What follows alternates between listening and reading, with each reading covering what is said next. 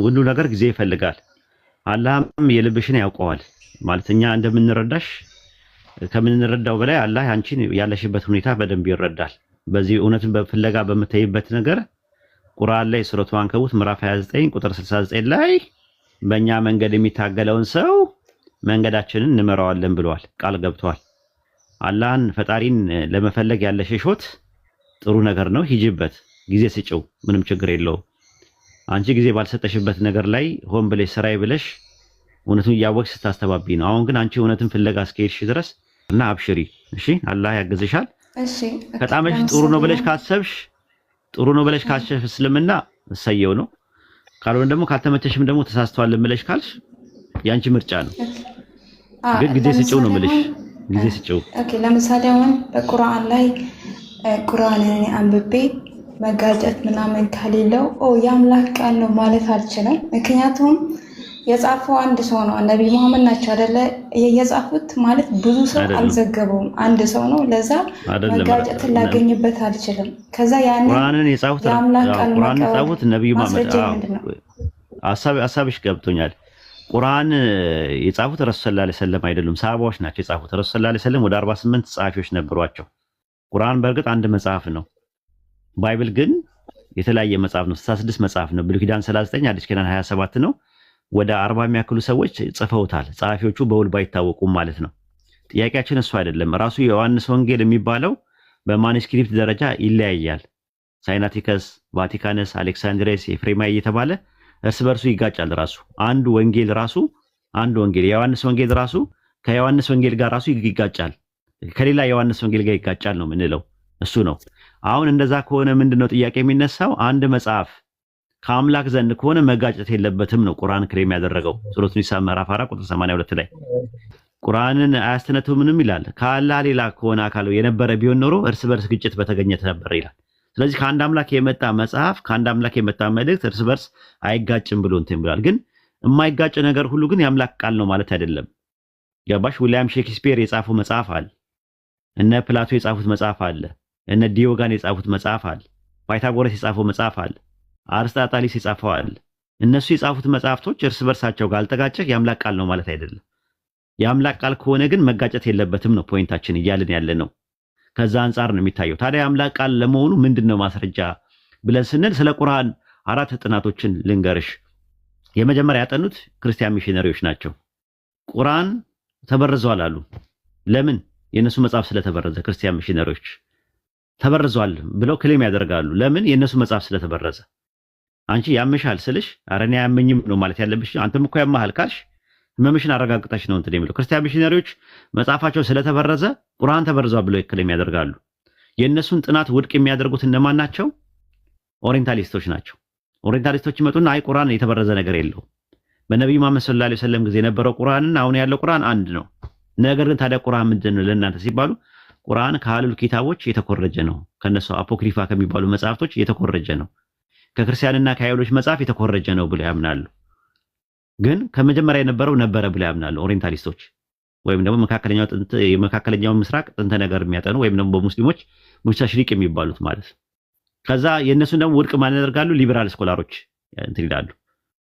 ሊበራሎች ስኮላሮች ይመጡና ኖ ቁርአን ከአህሉል ኪታቦች ከክርስቲያንና ከአይሁዶች አልተኮረጀም ይላሉ። ለምን? ባይብል ላይ የነበሩ የታሪክ ስህተቶችን ቁርአን ውስጥ መገኘት ነበረበት። ቢያንስ ስህተቱን እንዴት ሳይኮርጀው ቀረ? የሚኮረጅ ከሆነ እንደዛ ነው። አንቺ ትምህርት ቤት ገብተን አንቺ ቁጭ ብለን ከኔ ከኮረጅሽ ምንድነው የሚሆነው? የኔን ስህተት ኤክስ ያመጣሁትንም አብረሽ ኤክስ ማምጣት አለብሽ ከኔ ከኮረጅሽ። ስለዚህ ኤክስ የመጣበትን ባይብል ላይ ያለውን ነገር አብሮ መኮረጅ ነበረበት። ታዲያ ቁርአን ለእናንተ ምንድነው ሲባሉ ምናልባት የሆነ ከሱፐርስቴሽን ወይም ደግሞ ምንድነው የሚባለው ከኤክስትራ ኦርዲነሪ ከሆነ ኖሌጅ የተቀበለው ነው፣ ግን ከሰይጣንም ሊሆን ይችላል ብለው ይላሉ ማለት። ከዛ ሙስሊም ስኮላሮች ይመጣሉ እዚህ ጋር አይ ቁርአን ከሰይጣን ሊሆን አይችልም። ለምን ሲባሉ ሰይጣን የነገን ያውቃል ወይ የወደፊቱን ነገር መጻኢ ጊዜውን ያውቃል ወይ ብለው ጥያቄ ያቀርባሉ። አያውቅም ሲባሉ ቁርአን ገይባትን ይዟል፣ ነበይ ይዟል፣ ትንቢት ይዟል፣ የሩቅ ነገር ሚስጥሮችን ትንቢት ይዟል። ወደፊት አንድ ነገር ሀፕን ከማድረጉ በፊት ሀፕን የሚያደርጉ ነገሮችን ቁርአን ይዟል። ስለዚህ ይሄንን ነገር ከያዘ ከሰይጣን ሊሆን እንዴት ይችላል ብለው ሲጠይቁ ያኔ ሁሉ ነገር ያልቃል ማለት ነው እዛ ጋር ማለት። ስለዚህ ቁርአን ዋናው ነገር ምንድነው? የሩቅ ነገሮችን ይዟል፣ ገይባትን ነገር ይዟል። አንደኛ። ሁለተኛ የዓለማቱ ጌታ የአላህ ንግግር ነው ቁርአን ከመጀመሪያ እስከ መጨረሻው ድረስ። ባይብል ምንድነው? ሲነርጊያ ነው ብለው ነው የሚያምኑት። ሄሎ ሲነርጊያ ማለት የአምላክም ቃል አለበት የሰውም ቃል አለበት ብለው ነው የሚያምኑት። ታሪክ ጸሐፊዎች በራሳቸው መንገድ የጻፏቸው ነገሮች የተናገሯቸው ነገሮች አሉ። አምላክም ደግሞ የተናገረው አለ። እኔ አምላክ ነኝ ከኔ በቀር ሌላ አምላክ የለም እያለ ይናገራል አምላክ። ታሪክ ጸሐፊዎች ደግሞ እንትና ነበረ በርኖሴን ያምጣልኝ ከአባይን አምጣልኝ ደበደቡኝ ይላል ጳውሎስ ለነ ጢሞቴዎስ ለነ ፊሊሞና ለነ ቲቶ ምናምን ለሚባሉ ጓደኞቹ የጻፈላቸው ደብዳቤ ነው ስትመለከቱ። ሙሴ በጣም መልካም ሰው ነበረ፣ ትሁት ሰው ነበረ። ሙሴ ሞተ፣ ተቀበረ። ማንም ይነግረን ታሪክ ጸሐፊዎች ናቸው እየነገሩን ያሉት። ውስጡ ግን የአምላክ ቃል አለበት። አዎ አምላክ ሪቪል ያደረገው አምላክ የተናገረው ንግግር አለበት። ስለዚህ ባይብል በእናንተ እምነት ሲነርጊያ ነው። ሲነርጊያ ማለት የሁለት ነገር ማለት ነው። የአምላክና የሰው ንግግር አለበት ማለት ነው። ቁርአን ግን ሙሉ ለሙሉ ሞኖርጊያ ነው። ሪቪል የሆነ ነው። ቨርባል ሬቪሌሽን ኦፍ ጋድ ነው። በቀጥታ የአላህ ንግግር ነው። አላህ ደግሞ የዓለማቱ ጌታ ነው። ሁሉን አዋቂ ነው። በዛ አንተ የምትዩ ነገር አለ፣ የምትመረምሪው ነገር አለ። ከዛ አንፃር ብታዩ ጥሩ ነው። ሄሎ እንዴ ነው? አይበቃሽም ወይስ ልመርቅልሽ ወይስ ትመርቂልኝ? ጥያቄ በቃ በአንድ ቀን አያልቅም። ሌላ ጊዜ ደግሞ ጥያቄ ሲኖረኝ እጠይቃለሁ። ክርስቲያኖች ከስር ሙስሊም ናት እያሉሽ ነው። እንደዛ ነው እኮ ምን ጥያቄ ከጠየቃችሁ በቃ ጉዳችሁ ወላ። ኦርቶዶክሶች መተኛ ቤት ሲጠይቁ ሙስሊሞች ናቸው ነው የሚሉት። አሁን ምክንያቱም ሻሃዳ ትይዛለች ብሎ ስላሰቡ ነው። አሁን ከሰለመች በቃ እንደዛ ነው። ከዛ ምን ይልሻል? አሁን ሻሃዳ ስትይጂ ደግሞ ድራማ ነው ይልሻል። ጠብቂ። እንደነሱ ይመስላችኋል? ምን ዋሽ ይመስላችኋል? ለምን ብዬ ነው እኔ እዚህ ጊዜ የማቃጥለው አጅር የሌለበት ነገር ለድራማ ማለት ነው። ምንድነው ፕሮፊቴ? ምንድነው ካላህ ዘንድ ምንድነው ማገኘው አጅር? ምንድነው ፕሪቪሌጅ ማገኘው ካላህ? ጊዜን አቃጥዬ መጥቼ ማላስተምር ከሆነ ማለት ነው። ሰው አምጥቼ ድራማ ሳሰራ ማለት ነው። ደግሞ በዛ ላይ ደግሞ 1 ሚሊዮን እየከፈለ ነው ይላሉ። እንደው አፍታማ 1 ሚሊዮን 2 ሚሊዮን ቢኖረኝ ኖሮ እኔ በአሁኑ ሰዓት ኢትዮጵያ ውስጥ ኢንቨስተር ሆኜ ላታገኙኝ ሁላ ትችላላችሁ። ምናልባትም እኮ አይታወቅም ራሱ የሰው ነገር ማለት ነው። እና እንደዚህ ትላልቅ 1 ሚሊዮን ለሰዎች ከፋይ ከሆንኩኝ ምን አይነት ሀብታም በሆን ነው? ምን አይነት ሀብታም በሆን ነው? እና ያስቃል ራሱ ነገሩ ማለት ነው። ታዲያ ሻሃዳ የሚያስይዘው 1 ሚሊዮን እየከፈለ ነው እኮ ብለው እንትን ብለዋል። ኧረ 1 ሚሊዮን ስጠኝና እኔ ደግሜ ሻሃዳ ሊያዝ። እንደዛ ከሆነ ልንገርሽ መሲ፣ አንዱ የቤተክርስቲያን እንትን ነው፣ ቆሞስ ነው፣ አስተዳዳሪ ነው። መጣ ከዛ መጣና እንትን አለ ሻሃዳ አስይዘኝ አለ። አስያዝኩት። ከዛ በኋላ ካስያዝኩት በኋላ ወዲያውኑ በሁለተኛው ሳምንት ጓደኛውን ይዞ መጣ። ከዛ እሱንም አስያዝኩት ሻሃዳ። ከዛ በኋላ ከቤተክርስቲያናችን መልቀቂያ አድርገን ለቀናል አሉኝ ሁለቱም። እና ምን አስባችሁ ነው? ምንም ስራ የለንም ምን የለንም፣ አሁን እንዴት ነው የምንኖረው አሉ ሲሉ፣ ችግር የለውም ተቋም አለን። ተቋም ውስጥ ገቡና በተቋም ትደገፋላችሁ። ከቤት የተባረሩ ሰለምቴዎች ልክ እንደሱ ይታይላቸዋል አልኳቸው።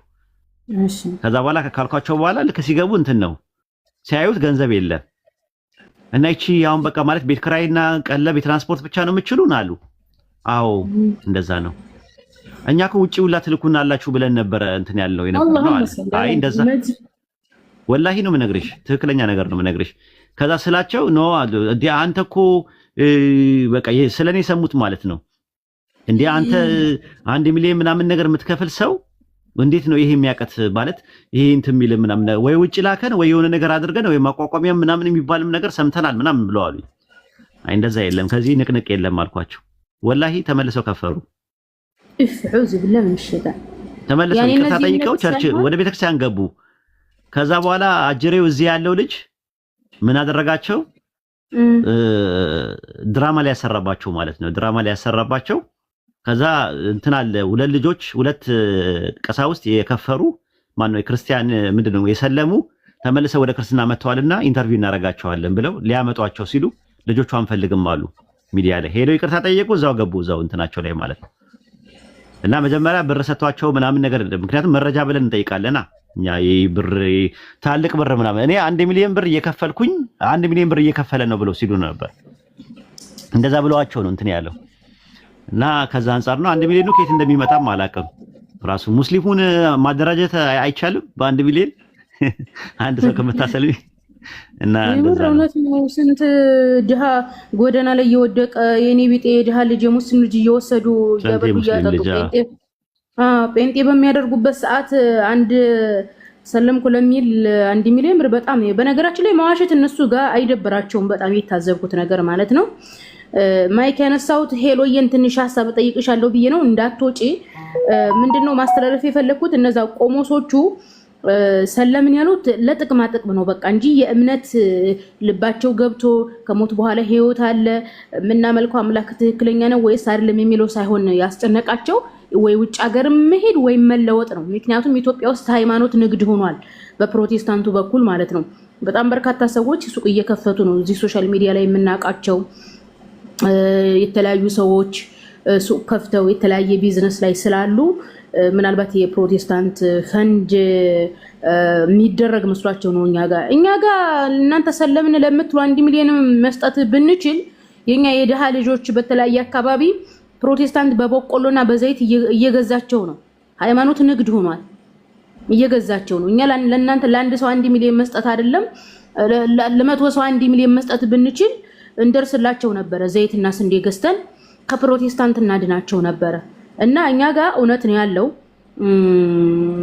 እውነት እንፈልጋችሁ ነው ቶሎ ነው የምለው። በነገራችን ላይ ቆሞስነት ምናምን በኢትዮጵያ ኦርቶዶክስ ቤተክርስቲያን አገልግሎት በጣም ብዙ ብር ነው የሚከፈላቸው። ስለዚህ እውነት ከፈለጋችሁ መጀመሪያ ቤተክርስቲያኒቱ የምትከፍላችሁን ደሞዝ በደንብ አጠራቅሙትና የሆነ ነገራችሁን መሰረታችሁን አስቀምጣችሁ የቤት ኪራይ ከፍላችሁ ስራ ምናምን ስልጠና ወስዳችሁ የተለያየ ስራ ለመስራት ገንዘብ ይዛችሁ ነው መውጣት ያለባችሁ። ምክንያቱም አንድ ቆሞስነት አንድ እንዴ በጣም ብዙ ብር ነው የሚከፈለው። ባለፈ እንዲሆነ ሰውዬ እንደው ቆይማ ቪዲዮ ዘራበታለሁ 137,000 ብር ነው እናንተ የሚከፈለው ደሞዙ። እኔ ዲያቆን ልሆን እንዴ እያልኩ ነበር። ቆሞስ ይሁን ዲያቆን ይሁን ነው የሆነ አዲስ አበባ የሆነ ከተማ አጥቢያ መሪ ነው ተብሎ ሰውየው በነገራችን ላይ በቃ ዘናፏ እያለን የሆነ ዋና ገንዳ ውስጥ ምናምን እዛ ፎቶ አንስተውት ሶሻል ሚዲያ ላይ ለቀውት ነው 137,000 ብር ነው የሚከፈለው። ባለፈ ራሱ ታስተውሳላችሁ እዛ ትግራይ ላይ ቆሞስ ነበር ሰለመ ብለው ግርግር ሲያስነሱ የነበሩት እሱ ልጅ እንርዳ ወይ ምናምን ብለው ሲጠይቁት እሱኮ እስከ 100,000 ብር ነበር ቤተክርስቲያኒቱ የምትከፍለው። በዛው አጋጣሚ የትግራይ ቤተክርስቲያን በጣም ፍሉስ አላት እናንተ ረረረና አንድ ቆሞስ ከ100,000 ብር በላይ ነው ደሞዝ ራሱ የሚከፈለው። ላቅርብ ጥያቄ ይቅርታ ኡስታዝ ዋሂድ ከመሄድ በፊት ኡስታዝ አይሄድብህም። ቆይ አንድ ጊዜ ጋዲዝም ፕሊስ አንድ ጊዜ የክፍያውን ላቆመውና ኡስታዝ ዋሂድና ጋዲዝም ከመጀመራችሁ በፊት ሄለ ማን ነው ሄሎዬ ልጠይቅሽ የፈለኩት ማለት ነው። አሁን ሃይማኖትን እያነጻጸርሽ ያለሽው የሃይማኖት መጽሐፍት ተበረዟል አልተበረዙም በሚለው ዲፔንድ አድርገሽ ነው ወይስ ኢየሱስ ፈጣሪ ነው አይደለም የሚለው ጋር የሆነ ፈጣሪ አይደለም በሚለው አረጋግጠሻል? ኢየሱስ ፈጣሪ እንደሆነ አምነሽበታል ወይስ ገና ነሽ? በዚህ ዙሪያ ልልሽ ፈልጌ ነው። እኔ መጽሐፍቶች እንዳለ ማለት ሰዎች ለአምላክ ባላቸው ፍቅር ተነስተው የጻፉት ራሳቸው ህግ ያወጡት ብዬ ነው አሁን ላይ የደረስኩበት። ይሄንን ነው አምላክ እንዳለ አምናለሁ። ያንን ያመንኩት ራሴን አይቼ ነው። ራሴን ካየሁ አምላክ ምን ለመኖሩ በቂ ነው። በጣም ጥሩ ጥቼ ካየሁ አምላክ ለመኖሩ በቂ ነው። ግን መጽሐፍቶቹ ግን ትክክል ለመሆናቸው ባለመሆናቸው ምንም ማስረጃ የለኝም። እንደዛ አምላክ ባለው በዛ። ስለዚህ አንቺ በሃይማኖት ላይ መጠየቅ ቆይ አንድ ጊዜ ሄድዬ በሃይማኖት ላይ ጥያቄ መጠየቅ የፈለግሽው ኢየሱስ ፈጣሪ እንዳልሆነ ስላረጋገጥሽ ሳይሆን የሃይማኖት መጽሐፍቶቹን ማን የጻፋቸው የሚለው ነው ያንቺ ጥያቄ። ያ እሱ ላይ ነኝ። ጥሩ ነው። እና አሁን ኢየሱስ ክርስቶስ ፈጣሪ ነው በሚለው ላይ ምን ያክል አቋም አለሽ? ፈጣሪ ነው ብለሽ ታምኛለሽ? አንድ አምላክ አለ ብዬ አስባለሁ። ኢየሱስ ግን ፈጣሪ ይሆናል ብለሽ አላሰብሽም? አሁን ለምሳሌ የሥላሴ ዶክትሪን አማኞች የሆነች አንቀጽ ከመጽሐፍ ቅዱስ አውጥተው ቢያሳዩሽና ይሄ ኢየሱስ ፈጣሪ ነው ቢሉሽ በዛ አንቀጽ ልታምኚ ትችያለሽ? ስለ ኢየሱስ ያለኝ ነገር እንትን አይደለም። አሁን እንደዚህ ነው ማለት አልችልም። ያኒ ገና ላረጋግጥሽ ያለብኝ ነገራቶች አሉ። አምላክ እንዳለ በደንብ አምናለሁ። ኢየሱስ ላይ ግን ትንሽ በቃ ሻምብቢ በዚህ ዙሪያ ምናግዝሽ ነገር አለ ብለሽ ካሰብሽ ኡስታዝም አለ እኔም አለሁኝ ወንድሞችም አሉ። በደንብ እንረዳዳለን። የኢየሱስ ፈጣሪነትና በክርስትናው ዓለም ያለው ስቅላት በጣም ተያያዥና ተያይዘው የመጡ ትርክቶች ናቸው። ከ3ኛው ክፍለ ዘመን ምናምን የጀመሩ ናቸው።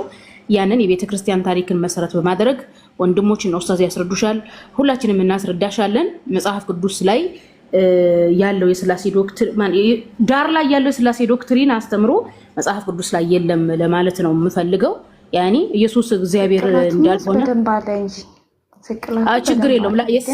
ስቅላቱን የምታምኚው መጽሐፉን መጀመሪያ ማረጋገጥ አለብሽ ነው ዋናው ነገር። መጽሐፉ የእውነት ካልሆነ ማውቃትችም እሺ ችግር የለውም። በቃ ቀጥሉ። እኔ ይሄንን ለማወቅ ፈልጌ ነው። ገና ፍለጋ ላይ ናት ወገናችን። ሄሎ እንግዲህ ከመልካሙ ነገር ያጋጥምሽ እላለሁኝ። ነገር ምንድነው አንዱ ከአንዱ ያው ሲወራረስ የመጣ በውስጣቸው የአምላክ ሐሳብ የአምላክ ቃል ወይም የፈጣሪ ቃል አለ፣ የፈጣሪ ሐሳብ አለ። ግን ሁሉም ዕውቅና ሲሰጣጡ አላይምና መከባበር፣ ዕውቅና መሰጣጠት፣ እውነት መነጋገር ከነሱ መጀመሪያ ነበረበት ብለህ አላሰብክም? እንዴት ነው ነው መከባበር እኮ ጥሩ ነገር ነው። ተከባብሮ ማውራት፣ የሰውን ሐሳብ ማክበር፣ ልዩነታችን ዕውቅና መሰጣጠት አንዱ ከአንዱ ወስዶ ሆነ ዕውቅና መሰጣጠት ማለት ከገሌ ወስጃለሁ ብለው ዕውቅና ምንድን ነው የሚወስደው? አሁን ለምሳሌ እስልምና ከማን ወሰድኩኝ ብለው ዕውቅና ይስጥ ጋዲዝም ይቅርታ እንትና አልኩ ተመላለስኩ እንጂ ሐሳቡ ምልልስ እንዳይሆን እንጂ ለምሳሌ እስልምና ከክርስትና ወስጃለሁ ወይም ደግሞ ከአይሁድ ወስጃለሁ ብለው ዕውቅና ይስጥ። እነዛ ነው እያልክ ያለው። ለምን መሰለ አሁን ምንድነው በውስጥ ያለው ይዘት ነው። ለምን ታደክመኛለህ ነው ወይስ አይደለም? እንደዛ ነው ያሰብኩት። ከጁዳይዝም ነው አብዛኛው። ክርስትናም እስልምናም ከጁዳይዝም ብዙ ሐሳቦች እንደወሰደ ነው ቅዱሳት መጻሕፍት የሚያሳይ። ንገረኝ አንድ ሐሳብ ንገረኝ። እንደዛ ከኔ የአምላክ ቃል ነው፣ አላህ ነው የነገረን፣ የቁርአን ያለ ንግግር ነው። እስቲ ከክርስትናና ከአይሁድ የወሰደው ነገር አንዱ ነገር ንገረኝ። ለምሳሌ ቅድም ስትዘረዝርልኝ የነበሩ ሐሳቦች በሙሉ ከብሉይ ኪዳን ስጠቅሳቸው የነበሩ ቅዱስ ቁርአን ላይ ካለው ሐሳብ ጋር ማች እያደረግህ ስታስተያየኝ ነበር። አንድ እሱ ነው። ሁለተኛ ማሳያው ምንድነው? ስሞቻቸው ናቸው። አሁን ለምሳሌ አዳም የሚለው አዳም ነው። ጋዲዝም ተረጋጋ። ምንድነው? እንደ ትልቅ ሰው አታወራም እንዴ? እንደ ሕፃን ዝም ብለህ ታወራለህ። ዝም ብሎ መቀደድ እኛ ጋር አይቻልም ራሱ ማለት ነው። አንድ ጥቅስ እንይና ይሄንን ታመጣለህ። ኦሪት ዘፍጥረት ምዕራፍ 37 ቁጥር 9 ላይ ጀምር። ደግሞም ሌላ ህልም አለመ፣ ለወንድሞቹ ነገራቸው፣ እንዲህም አለ፣ እነሆ ሌላ ህልም አለምኩኝ፣ ፀሐይና ጨረቃ 11 ከዋክብት ሲሰግዱ አየው አለ ይላል። ፀሐይና ትናት ጨረቃ ማን ነው? ይሄ ምንድን ነው ያለምከው ነገር ብሎ ፀሐይ እኔ ነኝ፣ ጨረቃና ትናት 11 ከዋክብት 11 ወንድሞቹ ናቸው ብሎ እንዳለው ይናገራል። ይሄንን የነገረን ማን ነው? ጋዲዝም ሚውታንሳና ባኬንድ ፎርስ ዳይሬክት ታደርጋለህ። ማን የነገረን ይሄንን? እንትን አረከው እንጂ ኡስታዝ ዋይድ ይቅርታ፣ እኔ አታንዛዛው መቀደድ አልወድም። አታንዛዛው፣ ወደ ፖይንቱ ሂድ። አታንዛዛው፣ የሚያንዛዛው አይመቸኝም። ወደ ፖይንቱ ሂድ። ያነሳው ፖይንት ነው የማቀርበው። ለምሳሌ ሐሳብ እኮ ወደ ፖይንቱ ሂድና አሁን ተኮርጇል ያልከውን ነገር ልናይ ነው አሁን። ወደ ፖይንቱ ኦኬ፣ እሺ አንድ ጥያቄ ልጠይቅ። ምንም ቅዱስ ቁርአን ላይ ለታሪኮች መጽሐፍ ቅዱስ ውስጥ ያሉ አይደሉም ብለህ ነው የምታምነው አንተ? አይደሉም፣ የተኮረጀ አይደለም። ተኮርጆ ሳይሆን ጥንት የነበረውን ነገር ነው አላህ እየነገረን ያለው። ታሪኩ ሊመሳሰል ይችላል እንጂ ምናልባትም ከአንድ ምንጭም የተቀዳ ነገር ሊኖረው ይችላል እንጂ አንድ ማለት አንድ አምላክ ሁለቱንም ሪቪል ሊያደርገው ይችላል። ለምሳሌ ሙሳን የላከው አምላክ ነው ረሱል ሰለላሁ ዐለይሂ ወሰለም የላከው። ስለዚህ ለሙሳ የተገለጠው ነገር ረሱል ሰለላሁ ዐለይሂ ወሰለም ጋር የተገለጠው ቁርአን ላይ ብታገኘው ከአንድ ምንጭ ተቀድተዋል ነው ብትለው እንጂ አንደኛው ከአንደኛው ወስዷል ብለህ አትልም። ስለዚህ አሁን ጥያቄ እዛው ላይ ማነሳለህ ምንድነው ኦሪት ዘፍጥረት ምዕራፍ 37 ላይ ቁጥር 9 ላይ ያለውን ታሪክ የሚነግረን ማን ነው?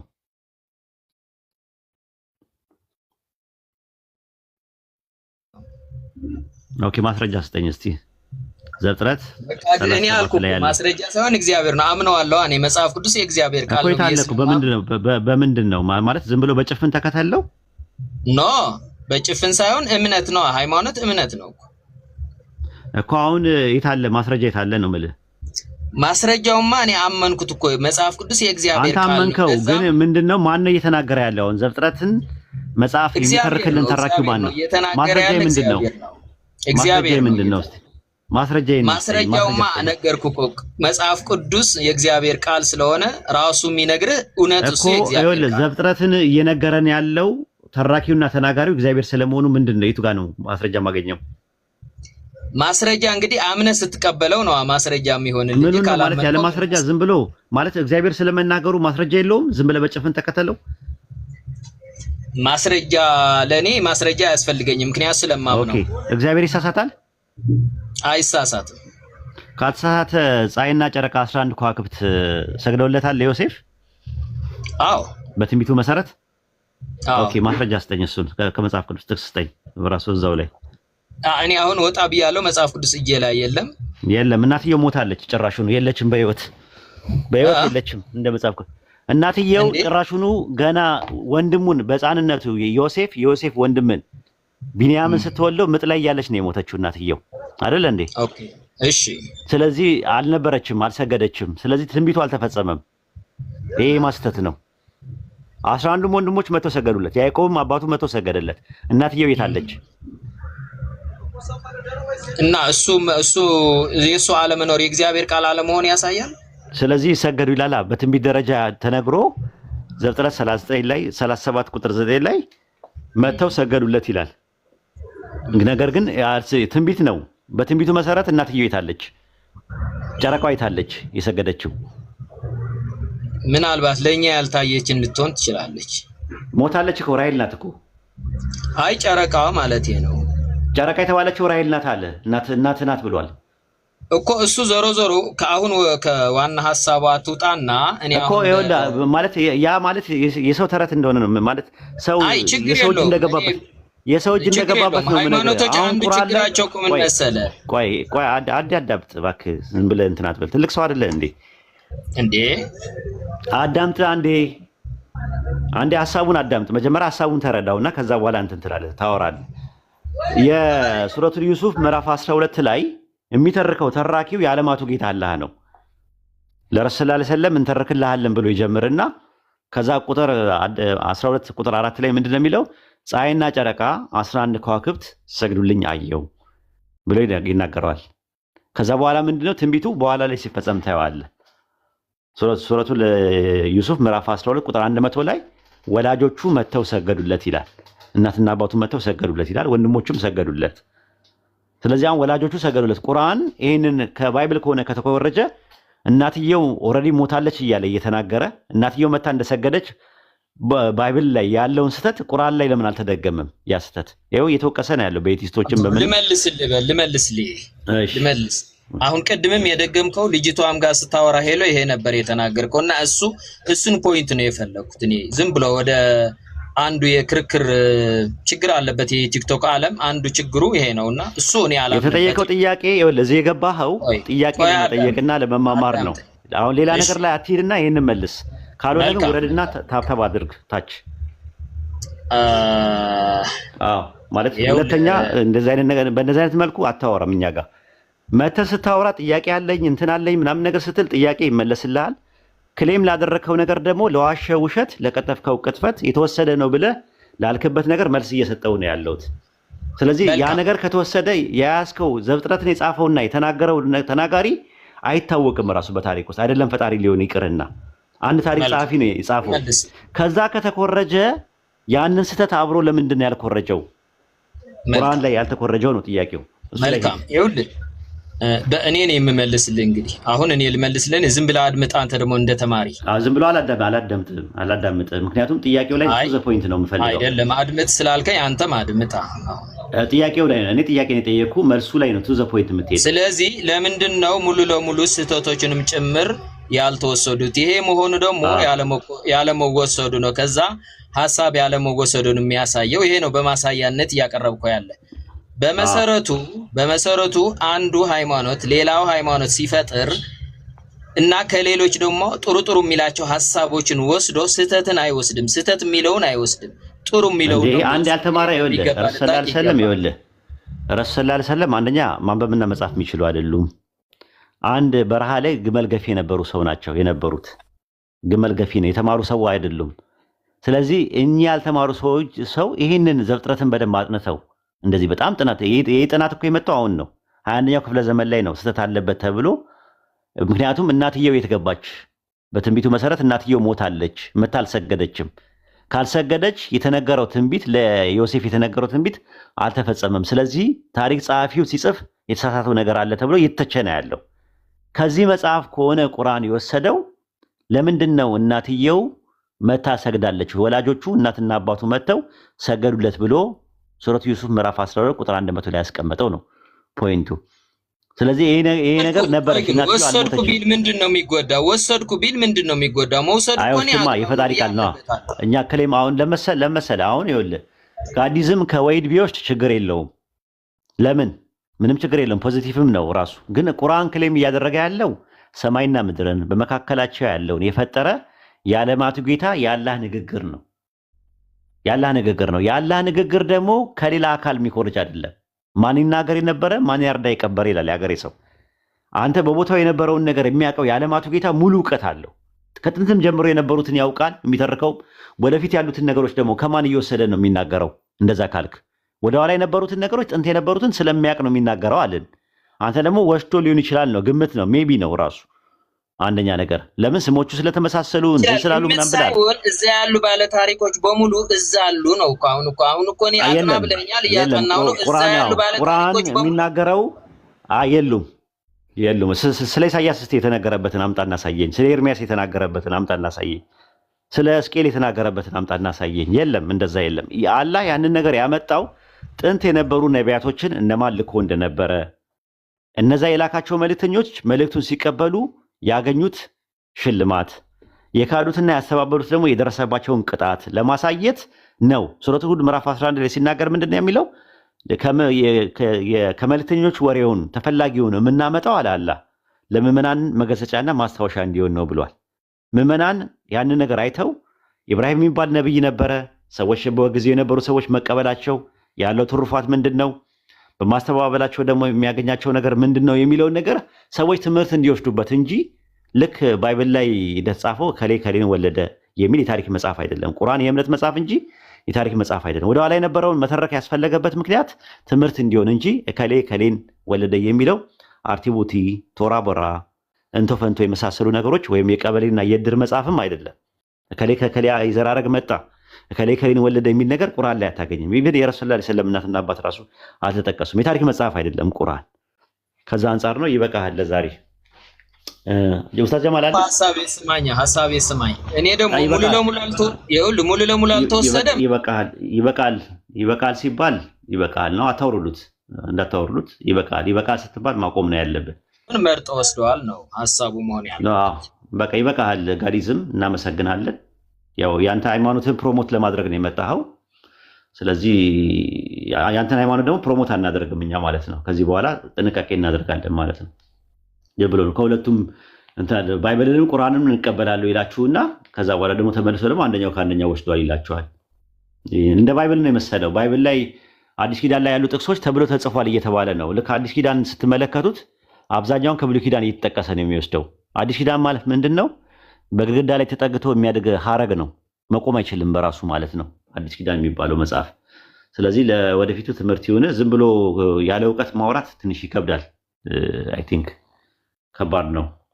ዝም ብሎ በግምት ስፔኩሌሽን ከሌ ወስዷል ብሎ ኡስታዝ ጀማል አለ። ኡስታዝ ሰላም አለይኩም ወራህመቱላህ።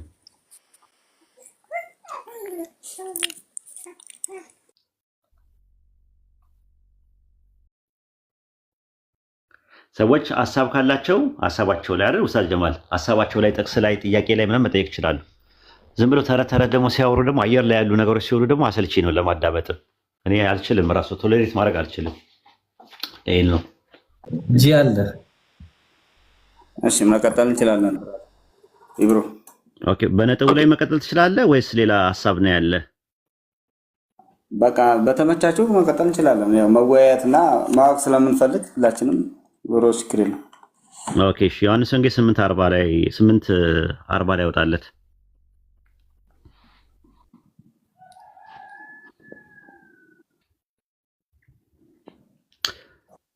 ነገር ግን ኢየሱስ ከአምላክ የሰማሁትን እውነትን የነገርኳችሁ ሰው ልትገድሉኝ ትፈልጋላችሁን? አለ። ኢየሱስ ሲሰማ የነበረው ከማን ነው ይላል? በዚህ ጥቅስ መሰረት ከማን ነበር ሲሰማ የነበረው ይላል?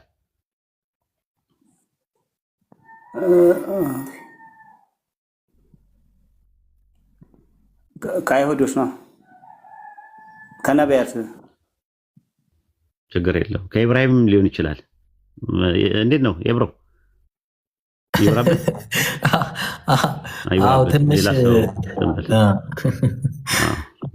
ሎጂካል የሆነ ጥያቄ እንጂ እንትን አይደለም። የመረጃ ሰው አይደለም። አይቼዋለሁ ቅድም። ኦኬ በቃ ሚት አድርጎ ያዳምጥ። ችግር የለውም። ሌላ ሰው አስገቡ፣ የተሻለ እውቀት ያለው ሰው። ክርስቲያኖች ካላችሁ ቁጥር አሳዩ እና ታብታብ አድርጉ እንጂ ምንድን ነው እናንተ? ታብታቡ በደንብ አለን። ኧረ ክርስቲያኖች አለን። ኦኬ በል ቀጥለሽ ቀጥልሽ። እስካሁን ዲስከስ ስታደርጉት የነበረው ላይ ስትሮንግ የሆነ እንትን አድርገህ ያቀረብከው አይሁድ ቆይ ቀጥል። ልጁ ሲመጣ ይቀጥላል። እሱን ዮሐንስ ወንጌል 8:40 ላይ ከአምላክ ሰምቼ የነገርኳችሁ ሰው ይላል። ከማን ነበር ሲሰማ የነበረው? የነበረው ቶፒክ ላይ የነበሩትን ነገሮች ዲስከስ ማድረግ አንችልም ማለት ነው። ልጁ ይምጣና ልጁ ይቀጥላል። አሁን ምክንያቱም እንትን ነው ማገዶ መጨረስ ነው የሚሆነው። ሰው በገባ ቁጥር በአንድ እንትን ላይ እንትን ማለት እንትን ነው። ልጁ ሲመጣ ይቀጥላል። አሁን ደግሞ እናንተ ስትመጡ ደግሞ አንድ ቶፒክ ይሰጣችሁና በዛ ቶፒክ ላይ እናብላለዋለን። ያለዛ አድካሚ ነው የሚሆነው። ብዙ ነገሮችን አሁን ኮንክሉድ ስታደርግ በብዙ የተሳሳቱ መሰረቶች ላይ እኮ አሁን እንጨርስና ታርማለህ። አሁን ጨርስና ይሄንን እንትን የተባለውን የተጀመረውን እንትን በል። አሁን ለሱ ለልጁ ተውለት። በኋላ ታርመኛለህ። በኋላ ደግሞ እንትን ባክ ኤንድ ፎርስ ዲያሎግ እናድርግና ጥሩ ነገር ካለ ወደ ሴሜትሪካል ዲያሎግ እናመጣዋለን ማለት ነው። ከዛም የበለጠም ልናደርገው ወደ ዲስከሽን ልናደርገው እንችላለን። አሁን አናውቀውም ያንተን እንትን ማለት ነው። አሁን ቀለል ባለ መልኩ ከቦዲ ማስ እንጀምርና ስለ ኢንቲጀር ደግሞ በኋላ ላይ እናወራለን። አንድ ሰው ቦዲ ማስ ሳይችል ወደ ኢንቲጀር አይገባም። ማት ስላይተህ ከሆነ ከባድ ነው የሚሆነው። ኮምፕሊኬትድ እና ሶፊስቲኬትድ ነውና ቀለል ካለው ነገር እንጀምር። ዮሐንስ ወንጌል ምዕራፍ 8 ቁጥር 40 ላይ ከአምላክ ሰምቼ የነገርኳችሁ ሰው ይላል። ልትገድሉኝ ትፈልጋላችሁን? አብርሃም እንዲህ አላደረገም ይላል። ከማሰምቼ ይላል። እሺ የኔን መጽሐፍ ቅዱስ ላውጣው። ስንት ላይ ያልከኝ? እዚሁ ላንብበው። ያሳዝናል። አይ ቦዲ ማስ ኦኬ። አይሰማል። ገና ልታወጣው ነው። አውጥቶልሃል እኮ። አይ እዚህ እንትን ነው አይታየኝም። እኔ ስክሪኑና ራሴ መጽሐፍ ቅዱስ ነበር። በደንብ አይታየህ? ጥቅሱን ንገረኝ። በደንብ አይታይም። ዝም ብለህ ንገረኝ። ያው ይታያል፣ በደንብ ይታያል። ለእኛ ይታያል በደንብ፣ ለእኔ አይታይም። እሺ ችግር የለም። አውጣው። ዮሐንስ ወንጌል 8:40 እሺ። ነገር ግን አሁን ከእግዚአብሔር የሰማሁትን እውነት የነገርኳችሁን ሰው ከአምላክ ብለን ያነበብከው አንተ። እኔ ጋር ከእግዚአብሔር ነው የሚለው። ቴዎስ ነው የሚለው ግሪከኛው፣ ቴዎስ ነው። እንግሊዝኛው ጋር ነው የሚለው። እስቲ እግዚአብሔር የሚለው በእንግሊዝኛ አድርግልኝ። ምን ይባላል? አንተ ለምን መጠቀም አልፈለክም? ግን እግዚአብሔር የሚለውን ቃል እግዚአብሔር አይልማ። ግሪከኛው እግዚአብሔር አይታወቅም። ቦሌ ኤርፖርት ላይ ነው የሚያበቃው። ለዛ ነው አማርኛ አይደል? አማርኛው ላይ እግዚአብሔር የሚለው ስም ሲጀመር ሌላ ነገር ለምን ትሄዳለህ? እግዚአብሔር የሚለው ስም ኢትዮጵያ ውስጥ ኢትዮጵያኖች ሀገር በቀል ስም ነው። የሁለት ቃላት ፍቅር ነው። ገብቶሃል? ስለዚህ እግዚአብሔር ብለን አንጠቀም። እኔ አልጠቀምም። ለምሳሌ እግዚአብሔር የሚለውን ስም ከምጠቀም ይልቅ ባይብሉ ላይ በተጻፈበት በግሪኩና በእንግሊዝኛው ላይ ጋድ ብዬ ነው። በእንግሊዝኛ ላይ እግዚአብሔር የሚለው ነው ተርጉምልኝ ብለህ የለውም። አምላክም እኮ አማርኛ ነው።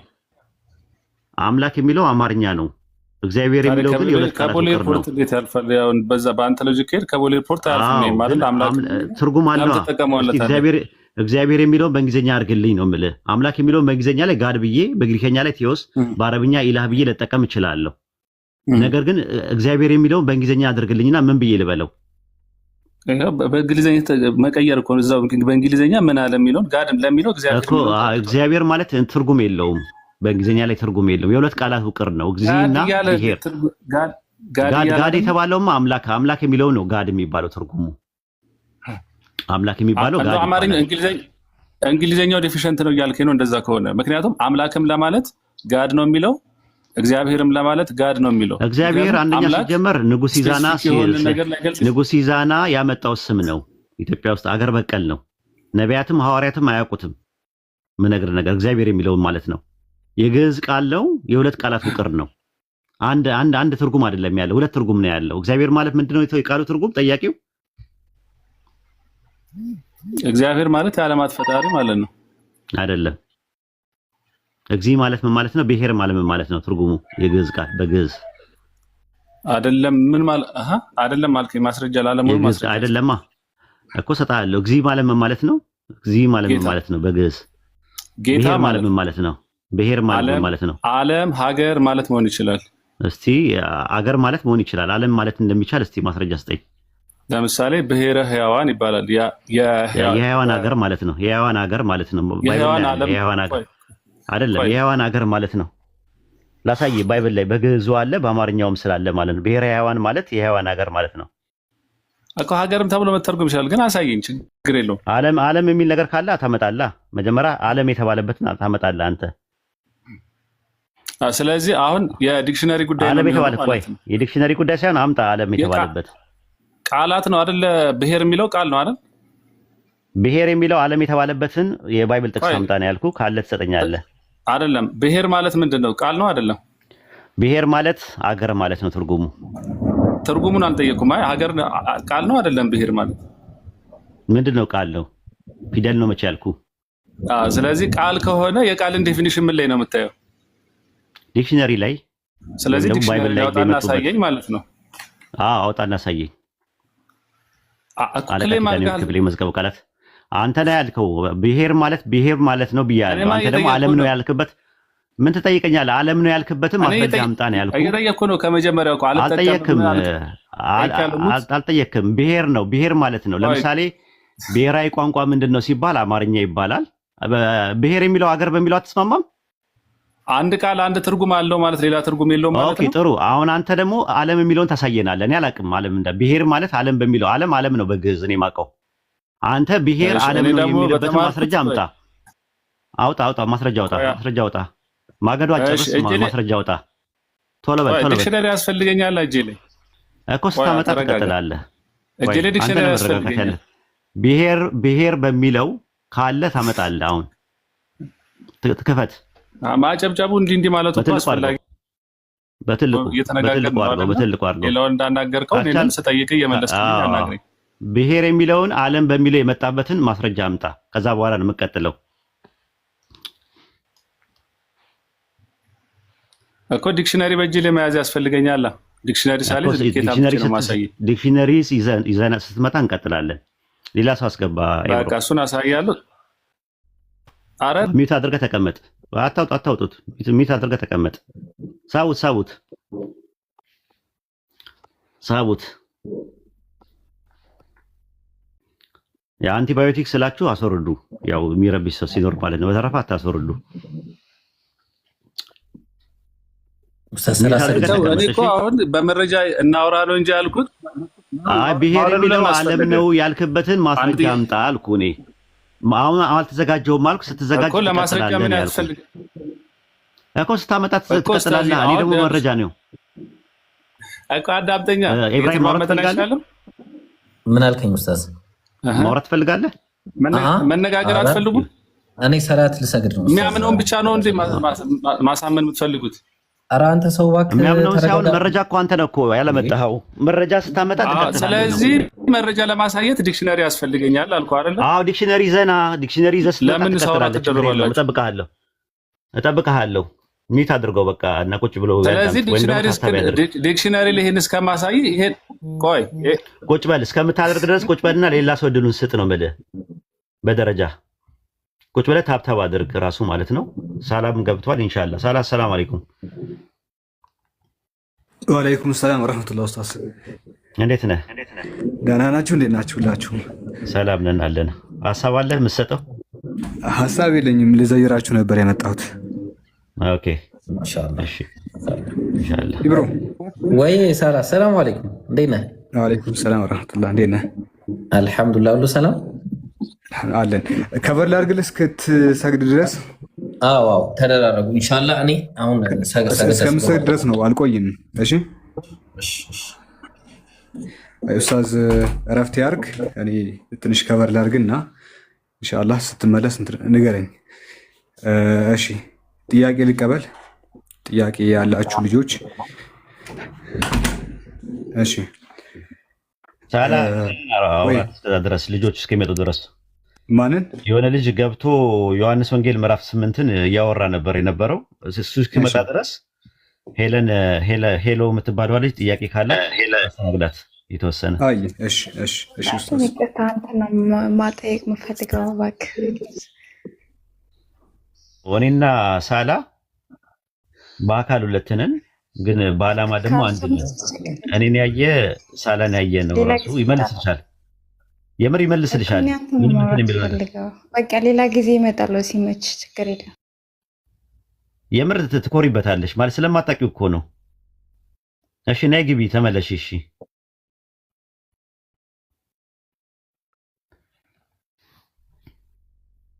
ነይ ተመለሽ። እሺ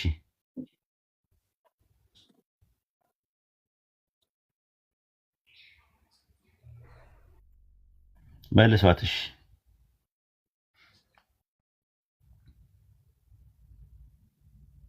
ሌላ ሰው እስከዛ ጥያቄ ካለው መጠየቅ ይችላል። ቶሎሳ ክርስቲያን ነው?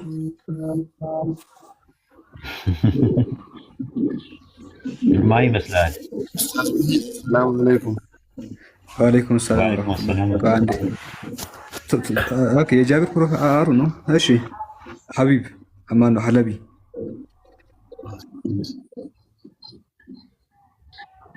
ጥያቄ ያላችሁ ልጆች አይ ኡስታዝ ወሂድን ሳይው ለሃዲኒ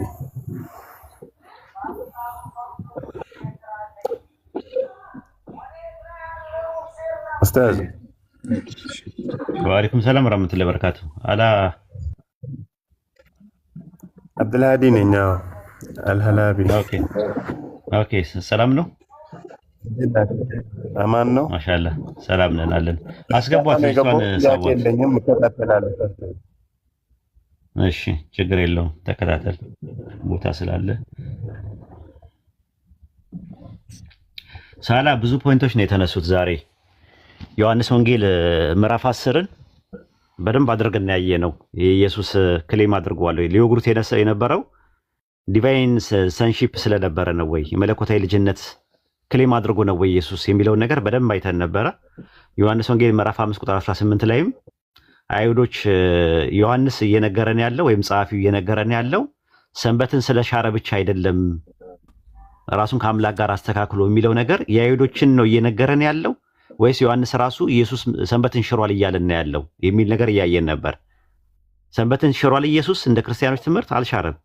ግን ሰንበትን ስለሻረ ብቻ ሳይሆን ተጨማሪም ደግሞ ከአምላክ ጋር ራሱን ስላስተካከለ ድንጋይ ላይ ወግሩት አነሱ ነው የሚለው። ከአምላክ ጋር ማስተካከልና ሰንበት ላይ ነው ዮሐንስ ወንጌል ምዕራፍ 8 ላይ ገብቶ ከአብርሃም በፊት ነው ያለው የሚለው ክሌም ዲቫይን የሚያመለክተው የሚል ነገር አደረገ። እሱን እያወራን ነበር አጋጣሚ የወጣው ማለት ነውና ከዛ አንፃር ነው ጥሩ ጊዜ ነበረ ያለው ኡስታዝ ዋይ ጥያቄ ነው። ኦኬ ካንተ በፊት ሰላም ብያለሁ። ካንተ በፊት ሄሎ አለች። ሄሎ እሺ ጠይቂ። በቃ ጋዲዝም ከሳላ ጋር ትቀጥላለህ።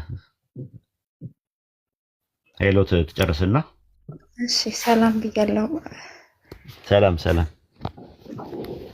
አይ ካንተ ጋር ማለት አንተን ለመጠየቅ ብዙ ቀን ስለጠበቅኩ ነው። ለዛ ነው ስለማላውቀው ነው። ልጅ እውቀት ሊኖረው ይችላል። እውቀትም የማስረዳትም ችሎታም አለው። ለወደፊቱ ተጠቀሚበት። ፎሎ አድርጊው እስቲ። ኦኬ እሺ ፎሎ አድርጊውና ላይቭ ሲከፍት ወይም ደግሞ ባለበት ቦታ ላይ ጠይቂው። ትጠቀሚያለሽ ወደ ራስሽ ነው። እሺ ለኔ ጥያቄ መሰለህ አሁን ላይ መጽሐፎች ሁሉም ሰዎች በበጎ ፈቃድ እየጻፉት ነው ብዬ ነው የማምነው። ግን ዝም ብዬ ብቻ ማወቅ ስለምፈልግ ልጠይቃ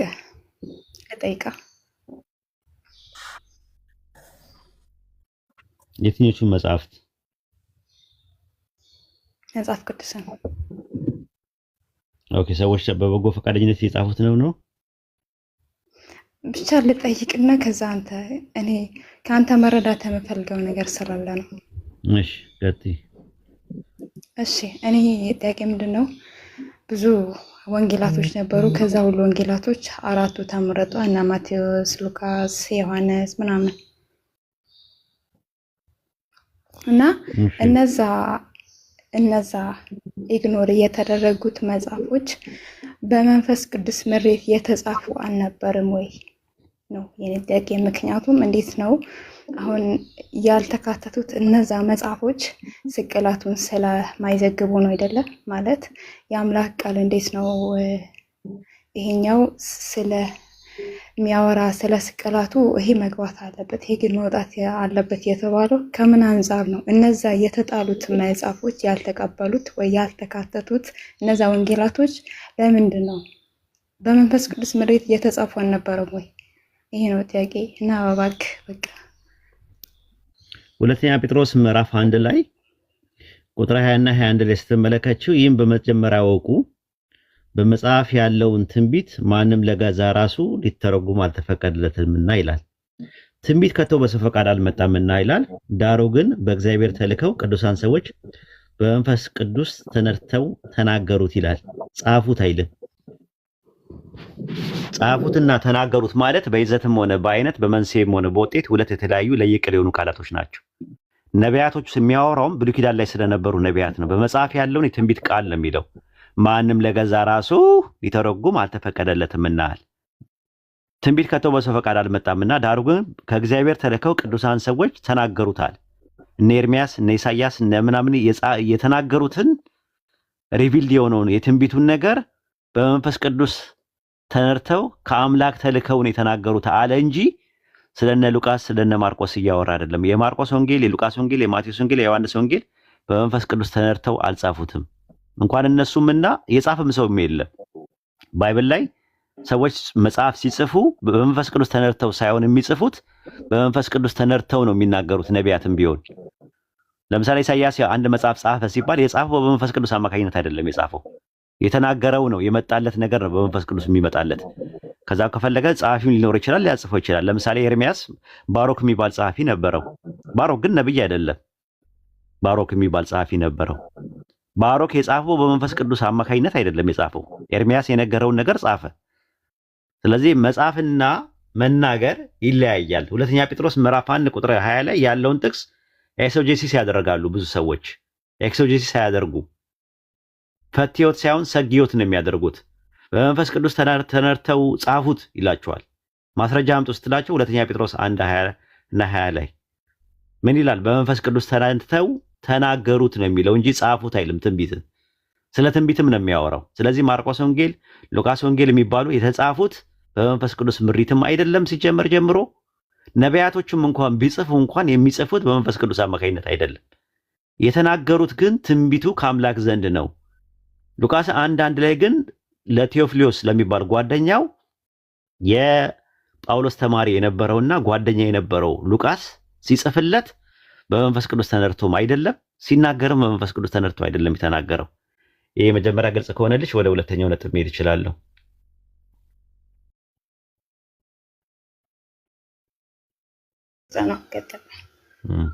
ስለዚህ ወደ ሁለተኛው ነጥብ ስንሄድ እነዛ ወንጌሎቹ ሲጻፉ ታሪኮች ናቸው።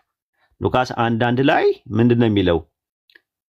ከመጀመሪያ የነበሩት ብዙዎች በየተራ ታሪክን ሲያዘጋጁ አይቼ መልካም ሆኖ ስለታየኝ ላንተም ልጽፍልህ ወደድኩኛል። ብዙዎች የተባለውን አርጌንስ የሉቃስ ወንጌል ምዕራፍ 1 ቁጥር 1 ሲተነትን ብዙ ወንጌሎች ነበረዋል። ከዛ ውስጥ የተመረጡት አለ 4 ብቻ ናቸዋል። ብዙ ነበሩ። የቶማስ ወንጌል የሚባሉ ነበረ፣ የጴጥሮስ ወንጌል የሚባሉ ነበር ብሎ ይጠቅስና የማቲያስ ወንጌል የሚባል ነበር አለ። ከዛ ውስጥ የተመረጡት ሉቃስ ሲጽፍ ሉቃስ ከመጽሐፉ በፊት የነበሩ ብዙ ወንጌሎች ነበሩ። ብዙዎች በየተራ ታሪክን ያዘጋጀዋል። 4 ብቻማ ከሆኑ ሶስቱ ብሎ ይል ነበር። ብዙዎች በየተራ ታሪክን ሲያዘጋጀዋል። ከዛ ለመጀመሪያ ጊዜ ምንድን ያደረገው ማነው አርጌንስ የሚባለው ነገር ማነው አርጌንስ አልኩኝ ኢራኒየስ የሚባል ሰው ለመጀመሪያ ጊዜ 4ቱን እንትን መረጣቸው ማለት ነው። 4ቱን ወንጌሎች መረጣቸው። ማን?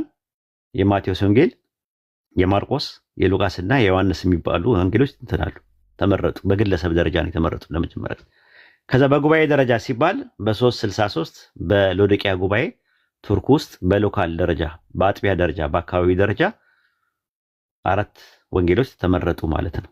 በተረፈ ሌሎቹ ወንጌሎች በአጠቃላይ ኢየሱስ ሳይሰቀል ወደ ሰማይ እንዳረገ የሚናገሩ ወንጌሎች ናቸው። ይሄንን መስማት ትፈልጋለሽ? ከኦርቶዶክስ አስተማሪ መስማት ትፈልጋለሽ? እንዴ ስቅላት ማስከሌለው እኮ ክርስትና እንዴ በክርስቶስ እኮ ነው የተሰማው። ወንጌሎቹ ለምንድን ነው ያልተካተቱት? ስቅላቱን ስለማያሳዩ እንደገና ደግሞ መናፍቃኖቹ በእነሱ እጅ አለ ተብሎ ስለሚታመን ማለት ነው። እሱን ዲያቆን ሄኖክ ኃይሌ የሚለውን እንስማውና ወደ ነጥብሽ እንመጣለን ማለት ነው። የማን ዲያቆን ነው የካልኩ? እንደ ዲያቆን ያረጋል አበጋስ። እሺ ለሰማሽና ሁለተኛው የሕማማት ሌላው ጠባይ የመጽሐፍ ቅዱስ መጽሐፍት ቀኖናዊ ሂደት ዋናና መሰረታዊ መለኪያው ነጥብ ሕማማት ነበረ። የቅዱሳት መጽሐፍት ቀኖናዊ ሂደት ራሱን የቻለ ሰፊ ጉዳይ ነው። ዲያቆን ሄኖክም አንስቶታል።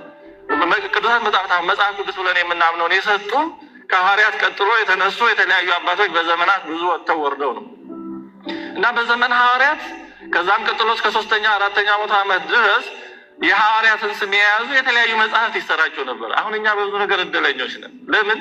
ወንጌሉ ራሱ ተለክቶ 4 ነው። መልእክታቱ ተለክተው ተሰጥተውናል። አሁን የትኛው ወንጌል ነው ትክክሉ ብለን አንቸገርም፣ የተሰጠውን መጠቀም አቅቶን ካልሆነ። ወደ 2ኛው 3ኛው መቶ ዓመት እንመለስና በሐዋርያት ስም ይሰራጩ የነበሩትን ወንጌል የሚል ስም ያላቸውን እስኪ በጣም የታወቁትን ዋና ዋናዎችን ብቻ ላንብብላችሁ እና ያኔ ብትኖሩ ኖሮ የትኛውን ትመርጡ ነበር? እስኪ ለራሳቸው የቤት ስራ ውሰዱ። አንደኛ የቶማስ ወንጌል የሚባል ነበረ። ሁለተኛ የእንድርያስ ወንጌል፣ ሶስተኛ የፊልጶስ ወንጌል፣ አራተኛ የማርቆስ ወንጌል፣ አምስተኛ የማቴያስ ወንጌል፣ ስድስተኛ የዕብራውያን ወንጌል፣ ሰባተኛ የመርቃያን ወንጌል፣ ስምንተኛ የግብፃውያን ወንጌል፣ ዘጠነኛ የቫሲሊዲስ ወንጌል፣ 10ኛ የእውነት ወንጌል ጎስፔል ኦፍ ትሩዝ የሚሉት፣ 11ኛ የማርያም ወንጌል፣ 12ኛ የአራቱ ሰማያውያን ኃይላት ወንጌል፣ 13ኛ የይሁዳ ወንጌል፣ 14ኛ የሉቃስ ወንጌል፣ 15ኛ የናዝራውያን ወንጌል። ታከታችሁ አይደለ? 16ኛ የኢዮናውያን ወንጌል፣ 17ኛ የ12ቱ ወንጌል፣ የያዕቆብ ወንጌል፣ ወደ 25 ቢያንስ ዋና ዋና ይሰራጩ ነበር። ከነዚህ መካከል እነዚህ ሁሉ ውድቅ ሆነው ለምን 4ቱ ብቻ ተመረጡ? ሁሉም ስህተትና ችግር ያለባቸው ሆነው አይደሉም። ግን ከ4ቱ ውጭ የነበሩት በጣም ብዙዎቹ የክርስቶስን ሕማማት በግልጽ አያነሱም ነበር። ዋና ችግራቸው ያ ነበር። ለምሳሌ የቶማስ ወንጌል የመሳሰለው ይሄ ዘኢንፋንሲ ጎስፔል የሚባለው በጣም ትኩረት የሚያደርገው በጌታችን የልጅነት ዘመኑ ላይ ነው። ጌታችን ተአምራትን ማድረጉን ይናገራል። ጭቃውን እፍ ሲለው ወፍ መሆኑን ምናምን በፀሐይ ጮራ ላይ መቀመጡን ይሄ ችግር አልነበረውም። ግን ሕማማቱን አያነሳም። ዝም ነው፣ ዝም በቃ ሳይለንት። ስለዚህ የክርስቶስን ሕማማት የማያነሳ ወንጌል ሊሆን አይችልም። ሌሎችም እንዲህና እንዲህ ባለ ነው 4ቱ ብቻ ተለይተው የተመረጡት ማለት ነው። እናመሰግናለን። ሰማችሁ? 4ቱ የተመረጡበት ምክንያት የክርስቶስን ሕማማት ወይም ደግሞ የስቅለቱን፣ መሞቱን፣ መገደሉን ምናምን ነገር አያወሱ። ስለዚህ ከዛ አንጻር 4ቱ የተመረጡበት ምክንያት ያ ነው። የመረጠው ደግሞ ኢራኔስ የሚባል ሰው ነው። ለመጀመሪያ ጊዜ የመረጣቸው 4ቱ ማለት ነው። ከዛ በኋላ በቤተክርስቲያን ደረጃ 4ቱ በ363 ሎዶቅያ ጉባኤ በሚባለው ላይ የተመረጠው ማለት ነው። ብዙ ናቸው ያሉት ወንጌሎች። ከነዚህ ያሉት 4 ወንጌሎች የተመረጡት አለ አርጌንስ ከነዚህ ወንጌሎች መካከል ነው የተመረጡት አለ። ቤተክርስቲያን ናት መጽሐፍ ቅዱስን የሰጠችን የወሰነችው እንጂ መጽሐፍ ቅዱስ አለ ቤተክርስቲያንን የሰራው። መጽሐፍ ቅዱስ አሁን በምናውቀው መልኩ ሳይኖር ቤተክርስቲያን ነበረች። 3000 ሰዎች በጴጥሮስ ስብከት ሲያምኑ ቤተክርስቲያን ነበረች። መጽሐፍ ቅዱስ ግን አልነበረም። የጴጥሮስ መልእክትም የለም። ጳውሎስ ገና አልተጠራም። 14ቱ መልእክታት የሉም። ወንጌሎችም አልተጻፉ። አንድ ሰው መጽሐፍ ቅዱስን አለ መጀመሪያ ማወቅ ያለበት ቤተክርስቲያን ነው ማወቅ ያለበት። ለምን? ቤተክርስቲያን መጽሐፍ ቅዱስን የጻፈችውና የመረጠችው እምነቷን በሚገልጽ መንገድ ነው። ተመልከች፣ ቤተክርስቲያን ተለይቶ ሰው መጽሐፍ ቅዱስን ሊረዳው እምነቷን በሚገልጥላት ለእምነቷ ለራሷ ለምታምንበት ነገር በሚስማማት መልኩ ነው እነዛን ወንጌሎች የመረጠችው። ስለዚህ ያ ጉባኤው የሎዶቅያ ጉባኤ የሚባለው በ363 ላይ ሲካሄድ እነዛ የሚያምኑት ሰዎች ያው ቤተክርስቲያን ማለት ኤክሌሲያ ማለት ያው እንትኑ ነው፣ ውስጡ ያሉ ሰዎች ናቸው። እነዛ ሰዎች እምነታቸውን በሚስማማቸው መልኩ ነው አድርገው እነዛን 4ቱን የመረጡት አለ እና ከዛ አንጻር ይሄንን ማየት ትችያለሽ ማለት ነው። ሄሎ ጥያቄ ካለሽ እዚህ ላይ ያልገባሽ ነገር ካለ ማብራራት እችላለሁ። ኦኬ፣ ለምሳሌ አሁን ሉቃስ ሆነ ዮሐንስም እንደዚህ ማለት በራሳቸው ፍቃድ ከጻፉት ለምን ነው ታዲያ ይሄን አላ ብዙ መለያየትን ያላገኘንባቸው ለምሳሌ አንዳንድ የቁጥር ስህተቶች ምናምን አሉ። ያው በሰው ነው የተጻፉት ስለሚባል እሱም ችግር የለም። ግን ለምን ታዲያ ይሄን ያክል የሰፋ ስህተት ያልተገኘበት በራስ ፈቀድ የሰፋ ስህተትም አለው። ለምሳሌ የታሪክ ስህተት አለው ራሱ። ለምሳሌ ማርቆስ ወንጌል ምዕራፍ 1 ላይ እዩ። ራሱ ማርቆስ ወንጌል ምዕራፍ 1 ላይ ስትመለከችው ኢየሱስ ከተጠመቀ በኋላ ቁጥር 12 ላይ ወዲያውኑ መንፈስ በምድረ በዳ አወጣው፣ በምድረ በዳም ከሰይጣን ጋር እየተፈተነ 40 ቀን ሰነበተ ይላል። ስንት ቀን ሰነበተ ይላል? 40 ቀን አለ። ዮሐንስ ወንጌል ላይ ደግሞ ስትመለከችው ኢየሱስ በተጠመቀ በንጋታው 2 ሐዋርያቶችን ሰበሰበ፣ መለመለ ማለት ነው። ከዛ በሶስተኛው ቀን ቃና ዘገሊላ ቢባል ሰርግ ላይ ነበር ይለናል። የትኛው ነው ትክክል? እሺ ከዛ በኋላ ደግሞ ምን አለ? ዮሐንስ አሳልፎ ከሰጠ በኋላ የአምላክን መንግስት ማስተማር ሲጀምር በገሊላ ባህር አጠገብ ሲያልፍ 2 ወንድማማቾችን አገኛቸው ይላል። ማና ማንን ነው ያገኛቸው? እንድሪያስና ጴጥሮስን ማለት ነው። ስምዖን ወንድሙን እንድሪያስን አገኛቸው ይላል፣ መለመላቸው ይላል። ዮሐንስ አሳልፎ ከተሰጠ በኋላ ዮሐንስ እስር ቤት ከገባ በኋላ ይላል። የዮሐንስ ወንጌል ላይ ግን ስታነቢው ኢየሱስ ሐዋርያትን የመለመላቸው ከዮሐንስ ጋር አብረው ነበሩ ይላል። ከዛ ቃና ዘገሊላ የሚባል ሰርግ ካሳለፈ በኋላ ኢየሱስ ምን ይላል? እንትን ስለ ዮሐንስ ሲነገር ዮሐንስ ገና ወደ ወህኒ አልተጨመረም ይላል። ትክክለኛው የትኛው ነው?